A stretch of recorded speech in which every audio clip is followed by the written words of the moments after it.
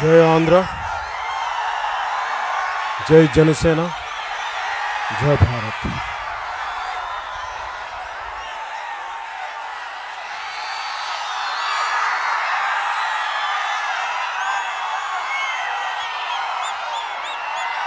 కష్టాల్లో ఉన్న ప్రజలకి అండగా ఉన్నాం, వెన్నంటే ఉంటామని చెప్పి ఎప్పుడు నిలబడే నా ప్రాణానికి ప్రాణమైన నా జన సైనికులకి,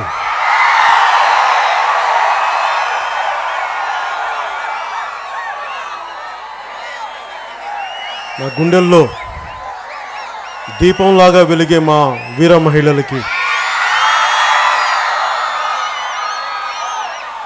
ఆడపడుచులకి, వేదిక పైనున్న మా జనరల్ సెక్రటరీస్కి, మా జిల్లా అధ్యక్షులకి,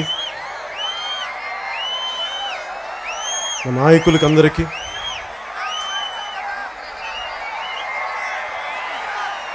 ప్రతి ఒక్కరికి పేరు పేరున హృదయపూర్వక నమస్కారం.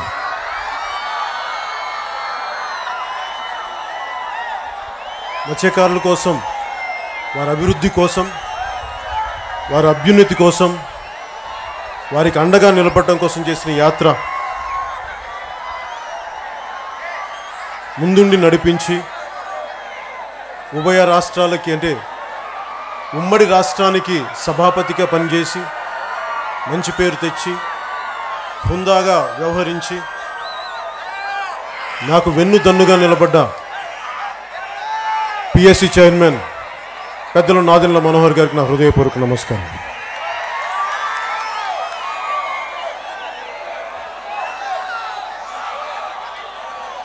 క్షమించాలి, చాలా ఉత్సాహంగా మాట్లాడే పరిస్థితిలో లేను.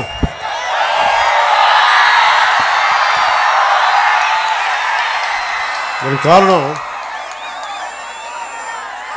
దారి పొడుగుతా గోతులు, గొయ్యలు,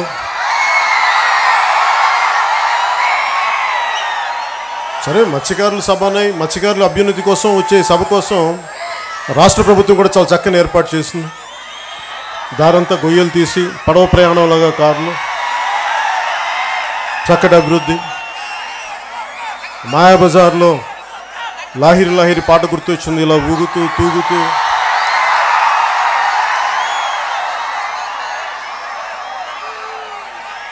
రాష్ట్రాన్ని గోతులమయం, గొయ్యలమయం చేసిన వైసీపీ ప్రభుత్వం.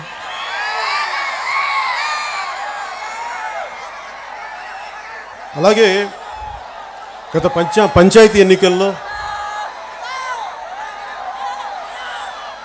వార్డు మెంబర్లుగా గెలిచిన మా వాళ్ళ ఇల్లు కూల్చేసి ప్రతి చోట మా జన సైనికుల మీద భయాందోళనకు గురి చేస్తే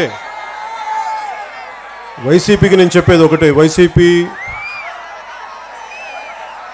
జనసేనను బెదిరిద్దాం అనుకున్న ప్రతి నాయకులకి కూడా, వైసీపీ నాయకులకి, బెదిరించే నాయకులు అయితే వారికి చెప్తున్నా, మీ పిచ్చి పిచ్చి వేషాలకి భయపడదు జనసేన, గుర్తుపెట్టుకోండి. సంయమనం పాటిస్తున్నామంటే అది మా బలహీనత కాదు.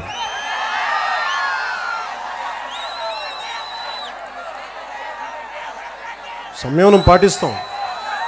గొడవలు పెట్టుకోవడానికి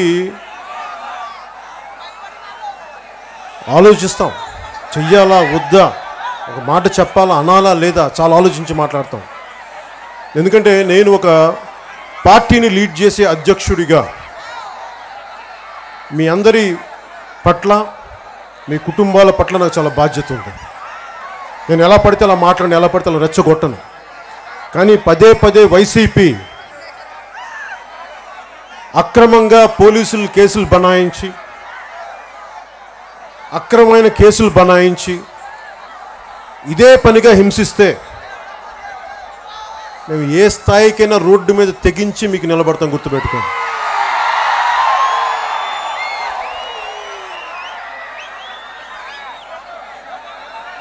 ఈరోజు మత్స్యకారులకి సంబంధించి ఇన్లాండ్ ఫిషరీస్ సంబంధించి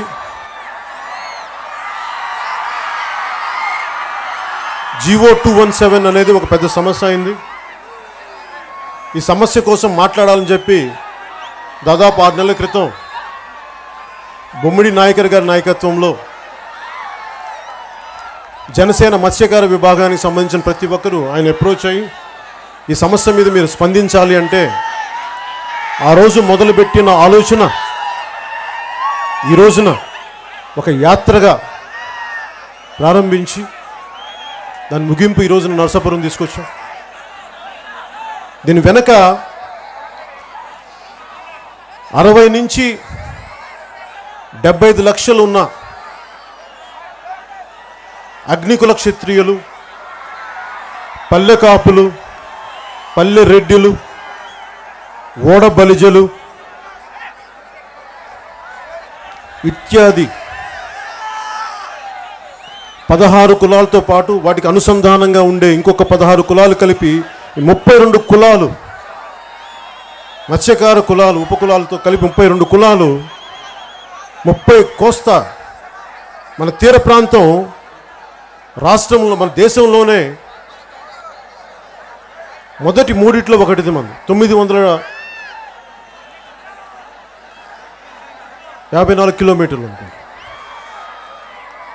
దీని మీద ఆధారపడింది దాదాపు 555 గ్రామాల్లో మత్స్యకార గ్రామాలు ఉన్నాయి. వీటిలో అనేక లక్షల మంది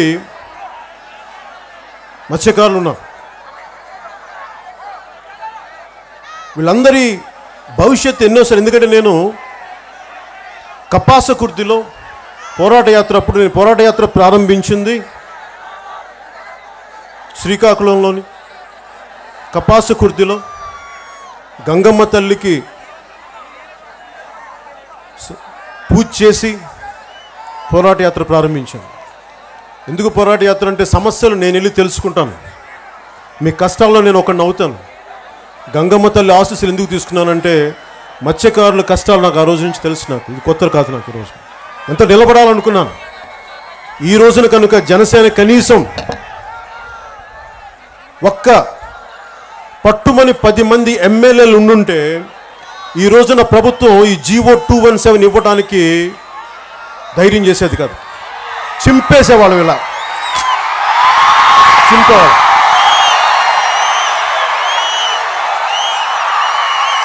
ఒక జీవో మన పొట్ట కొడుతున్నప్పుడు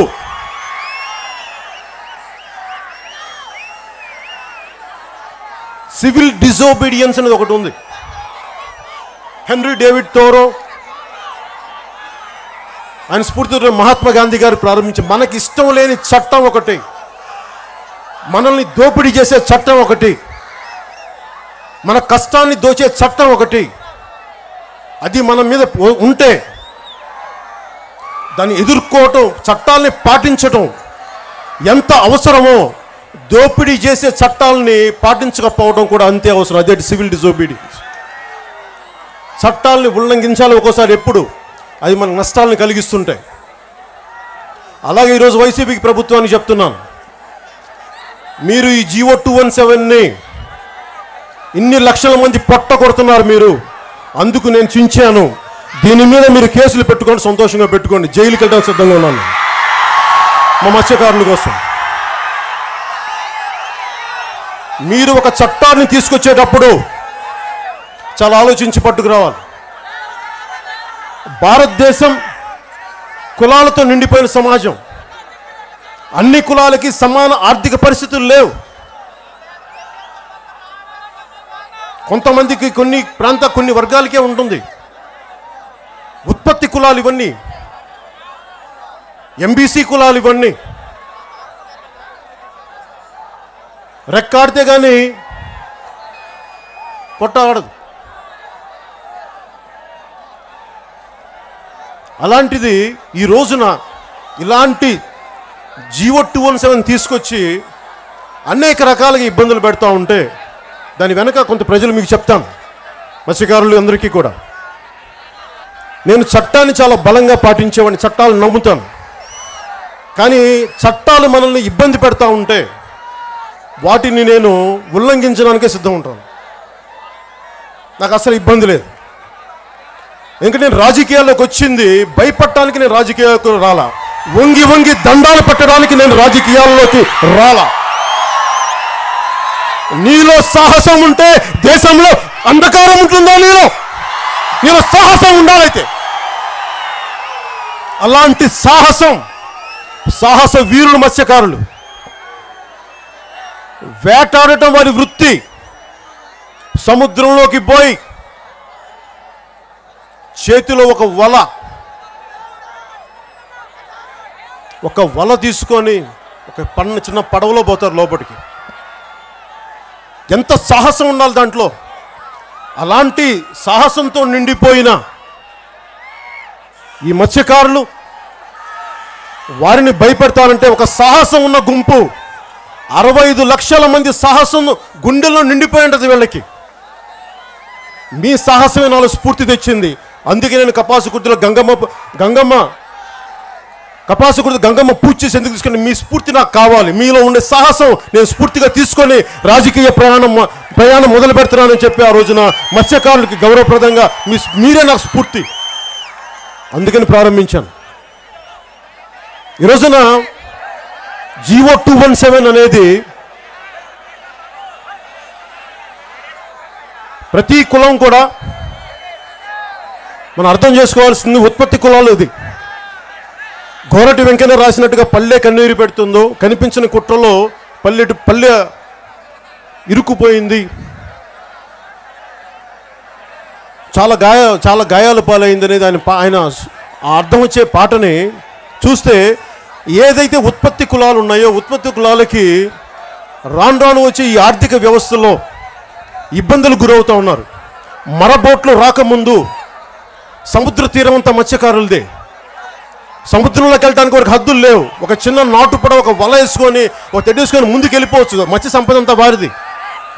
అలాంటి మత్స్య సంపదకి రాను చట్టాలు వచ్చి, మరబోట్లు వచ్చి, మత్స్యకారులు కాని వారు కూడా ఈ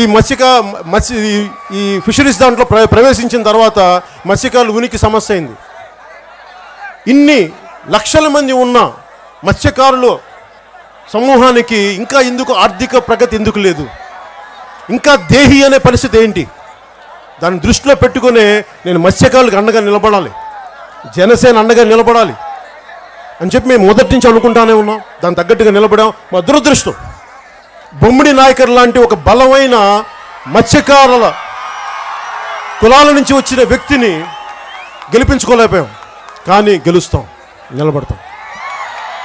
ఎందుకంటే గెలిచిన తర్వాత మేము వైసీపీలాగా మేము వదలం.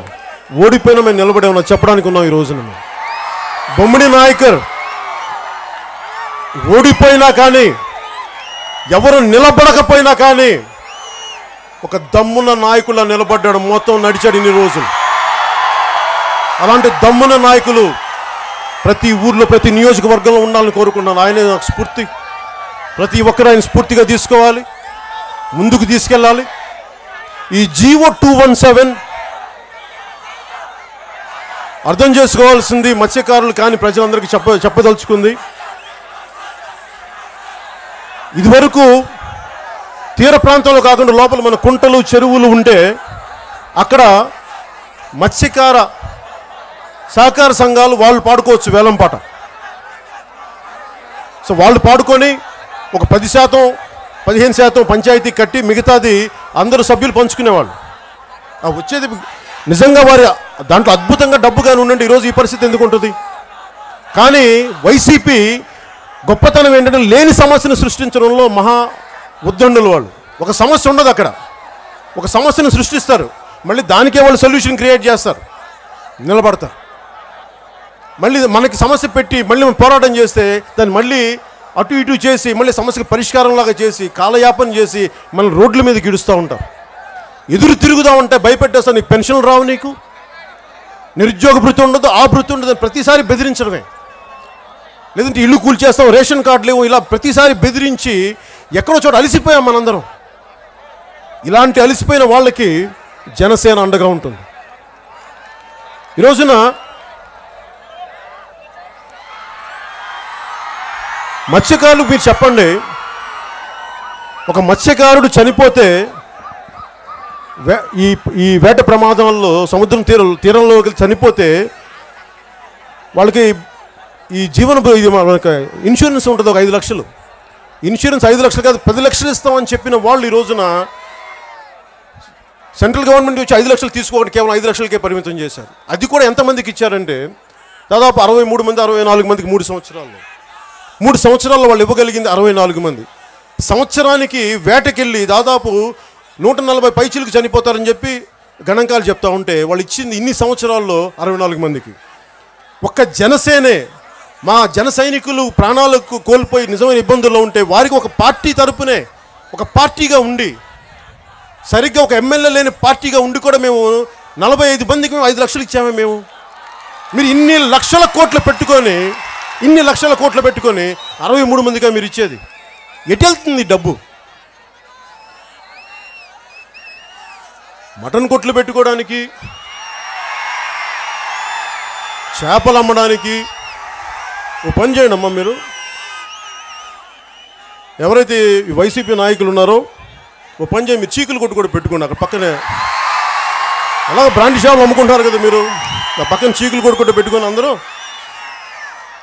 ఒక గ్లాసులో కొంచెం మీరే పోసి అమ్ముకోండి. అట్లా చేయండి. మీకు ఇచ్చింది అధికారం ప్రజల సమస్యల్ని తీర్చమని, ప్రజలను ఇంకా సమస్యలు నెట్టమని కాదు.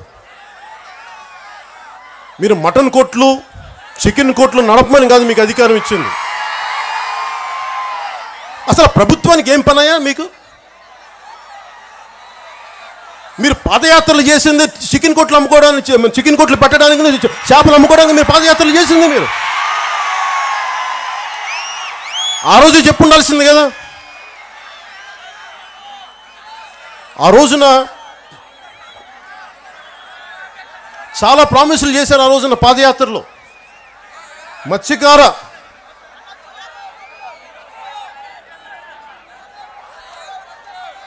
చాలా ప్రామిసులు చేశారు. ఆ ప్రామిసులు కూడా మత్స్యకార సంఘాలకు తెలుసు. ఆ ప్రామిసులు ఏమైనా అడగండి, ఎందుకు నిలబెట్టుకోలేకపోతే నిలదీయండి. వాళ్ళు నిలబెట్టుకోలేని ప్రామిసులు ఎందుకు చేస్తారు? నిలబెట్టుకోలేని మాట ఎందుకు చేస్తారు? మమ్మల్ని చట్టాలని పాటించమంటారా మీరు? మేమందరం చట్టాలు పాటించాలి, మీరు చట్టాలు పాటిస్తారా? మీరు అంటే మీకు చట్టాలు మాకు మాత్రం అప్లై చేస్తారు, మీకు అప్లై కావా మీకు చట్టాలు? మీరు అప్లై చేసుకోకపోతే ప్రజలు అప్లై చేస్తారు, మేము రోడ్ల మీదకి వస్తాం. మీరు చట్టాలు పాటించేలా మిమ్మల్ని చేయిస్తాం.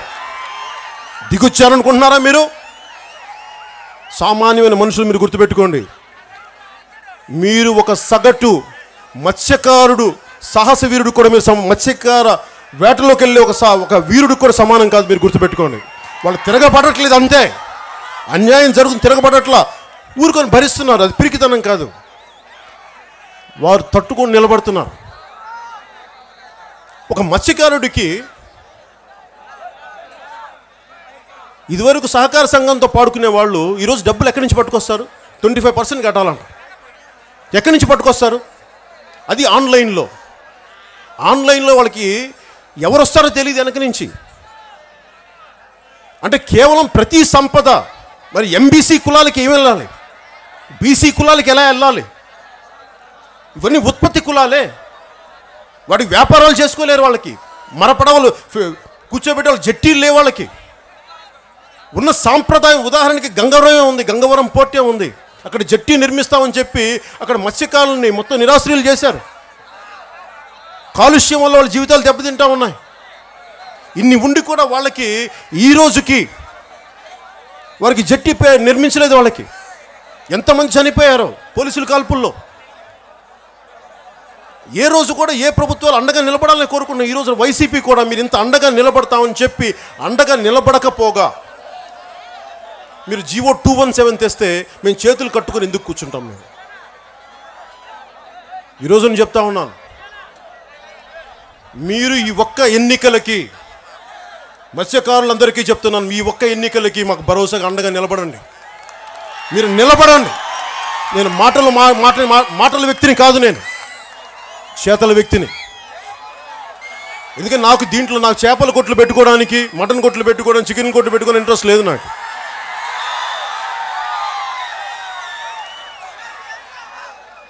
ఈ జీవో 217 ఒకటి ఆల్రెడీ నష్టాల్లో ఇబ్బందుల్లో ఉంటే ఇన్ని లక్షల మంది ప్రతి సంవత్సరం 25,000 మంది ఆంధ్ర నుంచి తీర ప్రాంతాల నుంచి గుజరాత్కి వలస వెళ్ళిపోతారే. 25,000 మంది ఇంట్లో బిడ్డలను వదిలేసి, భార్యను వదిలేసి, వారి చరిత్ర చదువు, వారి కథలు చదువుతూ ఉంటే, వారి సంఘటనలు చదువుతూ ఉంటే కడుపు తరుక్కుపోద్ది. ఎంత కష్టంగా ఉంటుందంటే కనీసం వారికి సరైన తిండి ఉండదు. ఒకసారి ఈ తుఫాన్లో ఇరుక్కుపోయేటు అటు పాకిస్తాన్, అటు బంగ్లాదేశ్, లేదంటే శ్రీలంకకి వెళ్ళిపోతే అటు వాళ్ళు టెర్రరిస్టులుగా పెట్టేస్తారు, అక్కడ బయటికి రారు. మన కరోనా సమయంలో కూడా చాలామంది ఇక్కడ మెద్రాస్ పోర్ట్లో ఇరుక్కుపోతే అప్పుడు ముఖ్యమంత్రి గారికి నేనే స్వయంగా ట్వీట్ చేశాను, సార్ కొంచెం ఇట్లా ఉంది అంటే ఆయన వెంటనే స్పందించారు. అంటే ఇన్ని కష్టాలు పడుతూ ఉంటారు. మరి వీరికి నిలబడాలి కదా, వీరికి నిలబడకపోగా ఇంకా అదనంగా ఇలాంటి జీవో 217 తెచ్చి, గత ప్రభుత్వంలో కూడా కనీసం 70,000 ఇచ్చేవాళ్ళు, అదనంగా ఇచ్చేవాళ్ళు. మిగతా వాళ్ళు ఇల్లు కట్టుకోవడానికి, మత్స్యకారులు ఇల్లు కట్టుకోవడానికి అదనంగా 70,000 ఇచ్చేవాళ్ళు. ఈరోజు నా 70,000 ఇవ్వకపోగా అందరితో సమానంగా చేశారు. ఎందుకు 70,000 అదనంగా ఇవ్వాలంటే వీళ్ళు తుఫాను వెంబడి ఉండే గ్రామాల్లో ఉంటారు, ఇంకొంచెం బలమైన షెల్టర్లో ఉండే ఇల్లు కావాలి వాళ్ళకి. నేను పోరాట యాత్ర అప్పుడు తుఫాను వచ్చినప్పుడు, ఆ మధ్య 2018లో హుదూద్ తుఫాను అప్పుడు వెళ్తే మొత్తం అన్ని చోట్ల కూడా కనీసం తాగడానికి నీళ్లు లేవు. మొత్తం ఎటు చూసినా నీళ్లు ఉంటాయి, కానీ తాగడానికి నీళ్లు ఉండవు. గ్రామాల్లో నీళ్లు లేవు. వాళ్ళు ఎన్ని బాధల్లో ఉన్నారు. కనీసం ఏదైనా పడవలు పోతే వాటికి కూడా ఇన్సూరెన్స్ ఉండదు, ఎందుకంటే మీరు కూర్చోబెట్టి చాలామంది మోసం చేశారు కాబట్టి ఆ ఇన్సూరెన్స్ కూడా రద్దు చేశారని చెప్తా ఉన్నారు. సో ఇన్ని కష్టాలు ఉన్నప్పుడు వీరి కష్టాలను ఎలా తీర్చాలని ఆలోచించాలి తప్ప ఇంకా అదనంగా కష్టాలను పెడదాం. అసలు వైసీపీ ఒక ఆలోచన విధానం ఏంటంటే వాళ్ళ నాయకులకి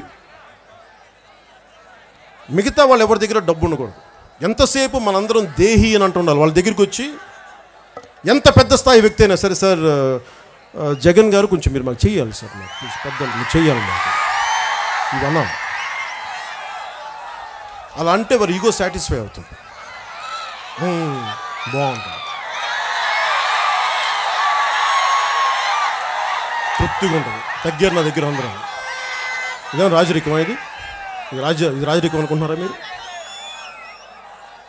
రాజరికాలు కాదే, ఫ్యూడలిస్టిక్ సొసైటీ కాదు, ఇది డెమోక్రసీనా? ఇది ప్రజాస్వామ్యమయ్యా. మీరు ప్రజాస్వామ్యం అంటే మీరు ఫ్యూడలిస్టిక్ వ్యవస్థలో మీరు ప్రవర్తిస్తానంటే ఎట్లా ఊరుకుంటాం మేము?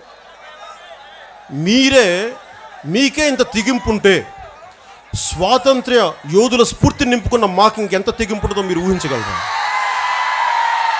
భరిస్తున్నాం, భయంతో కాదు, సహనంతో. మీరు అక్కడ దాకా తెచ్చుకుంటారా, మీరు ఇలాంటి జీవో 217లో వెనక్కి తీసుకుంటారు, మీ చేతుల్లో ఉంది. మీరు సమయం తీసుకోండి. వైసీపీ నాయకులకి, మత్స్యకారులకి డబ్బులు ఎక్కడి నుంచి వస్తాయి? ఈ ఆన్లైన్ విధానం పెట్టారు, మీరు ఎక్కడి నుంచి డబ్బులు వస్తాయి? ఎవరి చేతులకు వెళ్ళిపోతుంది? సాంప్రదాయ చేపలను వేటాడటం వాళ్ళ వృత్తి అది. ఆల్రెడీ సముద్ర తీరాల్లో మొత్తం మిగతా వాళ్ళు వచ్చేసారు, కాదనట్లేదు. అది పోటీ ప్రపంచం, ఆ ఆర్థిక సంస్కరణలు ఇంకోటి పేరు పెట్టిన ఏదని చెప్పండి, అది పోటీ. కనీసం ఇన్లాండ్ ఫిషరీస్లో కూడా కుంటలు, చెరువులు కూడా వాళ్ళకి వెళ్ళకపోతే ఎలాగా? అంటే ముందుగా నెల్లూరు జిల్లాలోనే మేము పైలట్ ప్రాజెక్టుగా పెట్టామనేది ఉంది.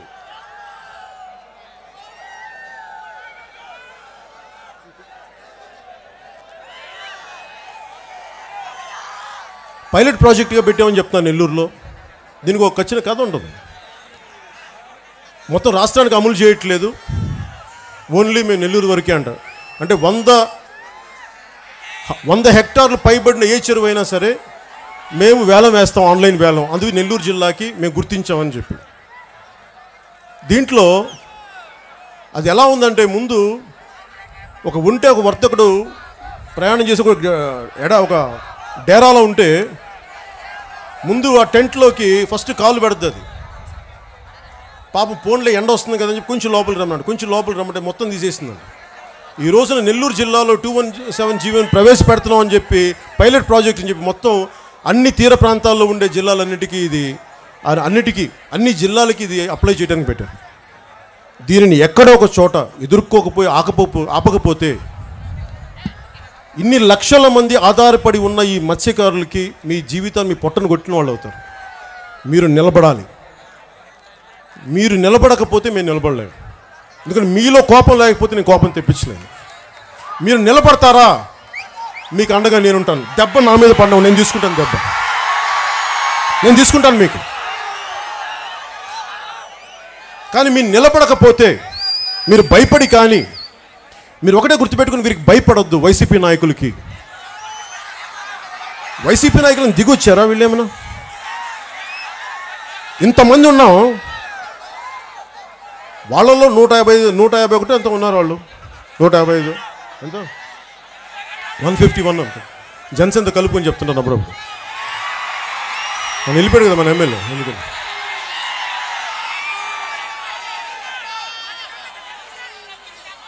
ఇంతమంది ఎమ్మెల్యేలు వాళ్ళు ఇంతమంది మాటను పాటించడానికి ఉన్నారు. పట్టుమని 10 మంది ఉండే వాళ్ళ మాటను పాటించడానికి మనం లేం. వాళ్ళు ఎట్లా ఉండాలంటే అందరికీ ఆమోదయోగ్యమైన చట్టం చేయాలి. మనందరికీ బాగుంది చట్టం, దీన్ని పాటించాలనిపించాలి. కానీ మనందరికీ ఇబ్బంది పెట్టే చట్టాలను అయితే మనం పాటించాల్సిన అవసరం లేదు. ఇంకా వాళ్ళు పాటించట్లే చట్టాలు కొంతమందికైనా, మీకేనా? శాసనసభ్యులకి చట్టాలు వర్తించవా? కేవలం ప్రజలకైనా వర్తిస్తాయి, మత్స్యకారులకైనా వర్తిస్తాయి, మీకు వర్తించవా చట్టాలు? మీకు భయం లేదా? మీకు వైసీపీ వాళ్ళకి భయం అని మర్చిపోయారు. మీకు భయం తెప్పిస్తాయి. ఎలా వస్తామంటే ఇలా రోడ్డు మీదకి వచ్చినప్పుడు మీకు ఆటోమేటిక్గా భయం అనేది వస్తుంది. ఎంతమందిని జైల్లో పెడతారా మీరు? ఎంతమందిని పెడతారు? ఎంతమంది కేసులు పెడతారు? పెట్టండి. నేను సిద్ధంగా ఉన్నాను మీకోసం పోరాటం చేయడానికి, ప్రజల కోసం పోరాటం చేసి జైల్లోకి వెళ్ళడానికి నేను సిద్ధంగా ఉన్నా. నా భయాలు లేవు నాకు. ఎందుకంటే ఈ రోజున ఇంతమంది వచ్చి గ్రామాన ఇన్ని గ్రామాల్లో తిరిగితే గత 2 వారాలుగా ప్రతి చోట కష్టాలే. పిఎస్సి చైర్మన్ నాదెళ్ల మనోహర్ గారు వెళ్ళినా, బొమ్మిడి నాయకర్ గారు వెళ్ళినా, ఎక్కడికి వెళ్ళినా ఈ సమూహం వెళ్తున్నప్పుడు కష్టాలు చెప్పుకుంటూనే ఉన్నారు. మాకు ఈ సమస్యలు ఉన్నాయి, ఇవి తీరలేదు, నీళ్లు లేవు, రోడ్లు లేవని. మరి ఏం చేస్తున్నాం మనందరం? మనం భయపడి కూర్చుంటున్నాం. ఈ వచ్చే ఎన్నికలకి మీరు నాకు అండగా నిలబడండి. మీరు అండగా నిలబడాలి. మీరు నిలబడకపోతే నేనేం చేయలేను. మీకు తెలుసు నన్ను ఎలాంటి ఇబ్బందులు పెడతారు. నేను సిద్ధంగా ఉన్నాను తీసుకోవడానికి. నేను భయాలు లేవు. నేను అయితే ఒకటి చెప్తున్నాను మీకు, నేను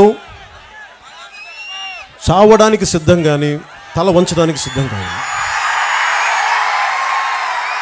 గౌరవిస్తాను మనుషులకి, మహానుభావులైతే గౌరవిస్తాను. 10 మంది మంచి కోరుకునే వాళ్ళు అయితే వాళ్ళు గౌరవిస్తాను, పాదాలకు దండం పెడతాను. కానీ మీరు అహంకారంతో ఉంటే మీ దగ్గర నేను తల వంచను. తల ఎగిరిపోతే పోగాక.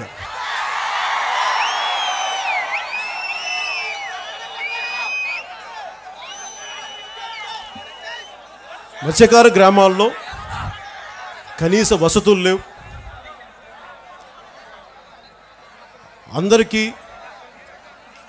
మత్స్యకార గ్రామంలో కనీస వసతులు లేవు. సరైన తుఫాన్ షెల్టర్లు ఉండవు. దీని గురించి ఎవరు మాట్లాడరు.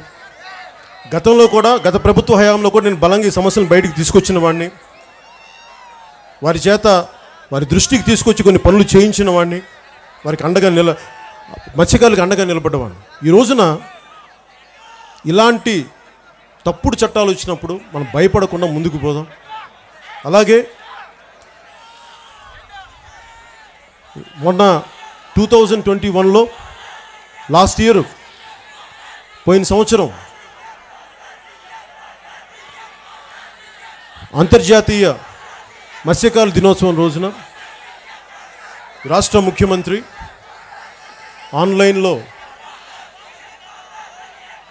ఆయన 8 ప్రాజెక్టులకి ఓపెన్ చేశారు. జట్టీలు నిర్మిస్తాం, మత్స్యకారులకు అండగా ఉంటామని చెప్పి. వాటిలో కేవలం 2 జట్టీలకే నామమాత్ర పనులు జరిగి మిగతా అన్నీ వదిలేశారు. మొదటి దశలో 4, మళ్ళీ దశలో 2 అని 4 అని చెప్పి ఆ మొదటి దశలో చేసే కూడా ఈ రోజుకి నామమాత్రపు చేశారు. నామమాత్ర పనులే జరిగినాయి. ఉపాధి అవకాశాలు కల్పించకపోగా ఉపాధి అవకాశాలు తీసేస్తే ఎట్లాగా ఈ వైసీపీ ప్రభుత్వం? అందుకని ఉపాధి అవకాశాలు తీసేస్తున్నారు ఈ జీవో 217 వల్ల. వీరికి ఉపాధి అవకాశాలు కోల్పోయే విధంగా తిరిగి వెనక్కి తీసుకోవాలని డిమాండ్ చేస్తూ ఉన్నాం. ఈసారి శ్రీ ప్రభాకరన్ గారు కూడా వచ్చారు. అంతర్జాతీయ మన భారతదేశ ఫిషరీ సమాఖ్య నుంచి ఆయన వైస్ ప్రెసిడెంట్గా చేశారు తమిళనాడు నుంచి. వారిని కూడా ನಾವು வேண்டிக்கிறோம் சார். ஜிஓ 217 எது பற்றி இந்த அளவுக்கு போகுது, இது மேலே நான் உங்கள் சப்போர்ட் நான் பக்கத்தில் இருப்பேன். உங்களுக்கு நீங்கள் சொல்லுங்கள் நீங்கள் என்ன பண்ணணும், இது எப்படி நீங்கள் சொல்லுங்கள், எப்படி போகும் முன்னாடி எடுத்துகிட்டு போகணும், எப்படி சொல்லுங்கள். இது நிற்கணும், இந்த ஜிஓ 217 நிற்கணும், நீங்கள் சொல்லுங்கள். அது நீங்கள் ஒரு பிளான் சொல்லுங்கள், எப்படி கவர்மெண்ட் அது திருப்பி వాపస్ எடுக்கணும், அது எப்படி சொல்லுங்கள். நான் போகிறேன், విల్ టేక్ ఇట్ ఫార్వర్డ్. మీరు చెప్పండి ఈ జీవో 277 ఎలా ఉపసంహరించాలి, ఎలా తీసుకెళ్ళి, ఎలా ఒత్తిడి పెట్టాలని మీరు వ్యూహం వేస్తే మేము మీకు అండగా నిలబడతాం. ఏ స్టేట్లో కూడా జీవో 217 లేదు, కేవలం ఒక ఆంధ్ర రాష్ట్రంలో.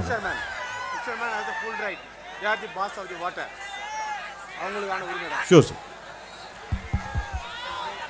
ఉత్పత్తి కులాలకు సంబంధించి ముఖ్యంగా మత్స్యకారులకి సముద్రం మీద బతకడం తప్ప వాళ్ళకి ఏం తెలుస్తుంది ఎక్కువ శాతం మందికి.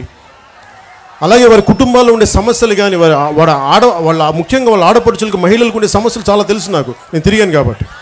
వాళ్ళ ఆరోగ్య సమస్యలు ఉన్నాయి, వాళ్ళ పిల్లలకి సరైన విద్యా సౌకర్యాలు ఉండవు. నాకు ఒకసారి అనిపిస్తే మత్స్యకారులను చూస్తే డీప్ సీ స్విమ్మింగ్ చేస్తూ ఉంటారు. వీళ్ళలో ఎంతమంది ఒలింపిక్ స్విమ్మర్స్ ఉన్నారో ఈ టాలెంట్ని ఎందుకు పట్టుకోలేకపోతున్నారు, ఈ టాలెంట్ని అంతర్జాతీయ స్థాయిలో ఎందుకు పెట్టుకోలేకపోతున్నాం. వీళ్ళలో గొప్ప స్పోర్ట్స్ మెన్ ఉంటారే, ఎన్ని రకాలుగా ఆలోచించవచ్చు. ఇప్పుడు దాకా ఏ ప్రభుత్వాలు ఆలోచించలేదు. జనసేన నేను మీకోసం ప్రత్యేకించి మత్స్యకారులకు సంబంధించి మేము వచ్చే ఎన్నికల కోసం ప్రత్యేకంగా మా మేనిఫెస్టోలు ప్రత్యేకించి మీకోసం ప్రోగ్రాం పెడతాం. ఎలా మిమ్మల్ని పైకి తీసుకురావాలి, మిమ్మల్ని ఎవరు దేహి అనే పరిస్థితిలో రాకూడదు. సత్యలింగం నాయకర్ గారి దృష్టికి తీసుకొస్తాం. మీరు ఒక గొప్ప మహానుభావులు, అగ్నికుల క్షత్రియులు. సత్యలింగం నాయకర్ గారు అన్ని కులాలకి ఆయన ట్రస్ట్ ఏర్పాటు చేసి ఈ రోజుకి అన్ని కులాలకి విద్యాదానం కానీ రకరకాల ఏదైతే అవసరాలు ఉన్నాయో అవన్నీ తీర్చే విధానం ఈ రోజుకి ఆ ట్రస్ట్ పనిచేస్తుంది. అలాంటి వ్యక్తులు ఉన్నారు. ఆ వ్యక్తులు ఎందుకు కనుమరుగైపోయారు అంటే ఇదివరకు ఒక 40-50 సంవత్సరాల క్రితం అంతకుముందు ఉండే వాళ్ళు కూడా ఈ రోజున కనుమరుగైపోయారంటే మన ఈ ప్రభుత్వాలు వీళ్ళని పట్టించుకోవట్లా, మత్స్యకారులను పట్టించుకోవట్లా, మత్స్యకారుల అభ్యున్నతిని పట్టించుకోవట్లా. ఓట్లు కావాలి మత్స్యకారులు, వాళ్ళ గొడవలు పెట్టాలి, అంతేగాని వదిలేద్దాం. జనసేన వదలదు మిమ్మల్ని, మేము గుండెల్లో పెట్టుకొని చూస్తాం, మిమ్మల్ని మీకు అండగా ఉంటాం. నాకు తెలుసు మీ కష్టాలు, మేము గుండెల్లో పెట్టుకొని చూస్తాం. మీరు నిలబడండి జనసేనకి. నేను చెప్తున్నాను ఈ రోజున ఈ జీవో 217 మీరు చెప్పండి, ప్లాన్ చెప్పండి, నేను రోడ్డు మీదకి వస్తాను. అవసరమైతే మీకోసం నేను జైలుకి వెళ్ళడానికి సిద్ధంగా ఉన్నాను. ఒక జీవో కాపీని చించడం అంటే నాకు తెలుసు, ఒక చట్టాన్ని ఉల్లంఘిస్తే కేసులు పెడతారని తెలిస్తే నేను చించాను. ఎందుకంటే నిలబడాలి ఒకళ్ళు. ఒక్కడికి గుండె ధైర్యం వస్తే ప్రతి ఒక్కడికి గుండె ధైర్యం వస్తుంది.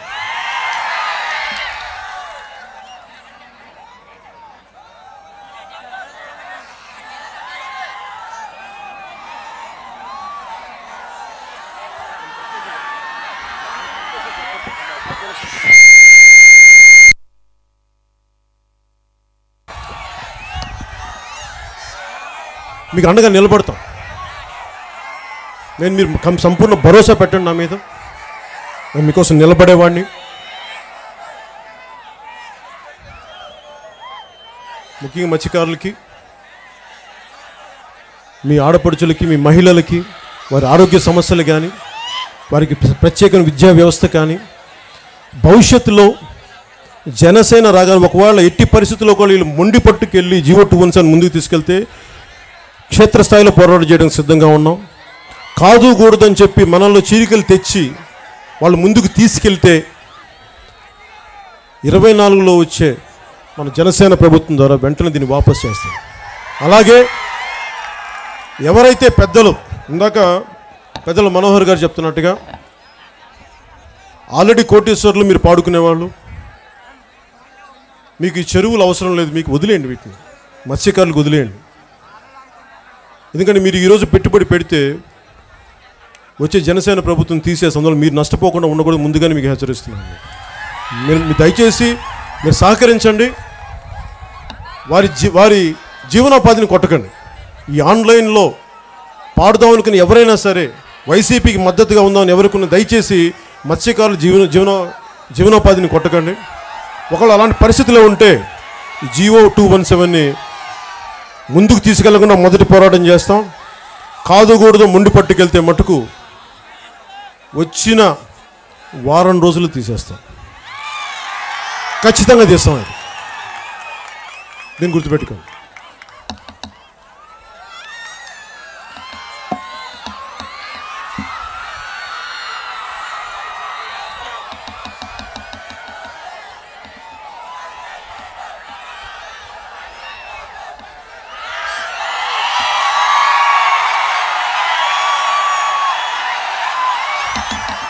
ఇక్కడున్న యువతరానికి ముగింపు వాక్యాలుగా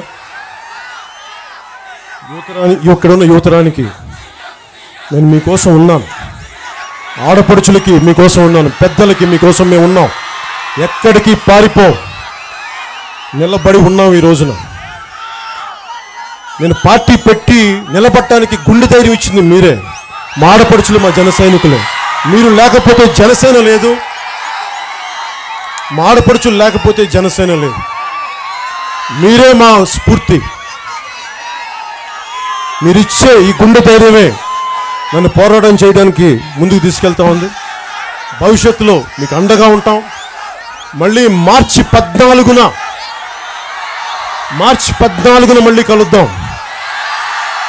రాష్ట్ర భవిష్యత్తు ఎలా ఉండాలి, ఎలా ఉండబోతుంది, సమస్యలను ఎలా ఎదుర్కోవాలి, ఎలా యుద్ధం చేయాలి, 24కి వచ్చే ఎన్నికలకి మనం ఎలా సంసిద్ధులు అవ్వాలి, మార్చి 14న జనసేన ఆవిర్భావ దినోత్సవం రోజున మాట్లాడుకుందామని తెలియజేసుకుంటూ సెలవు తీసుకుంటున్నాను.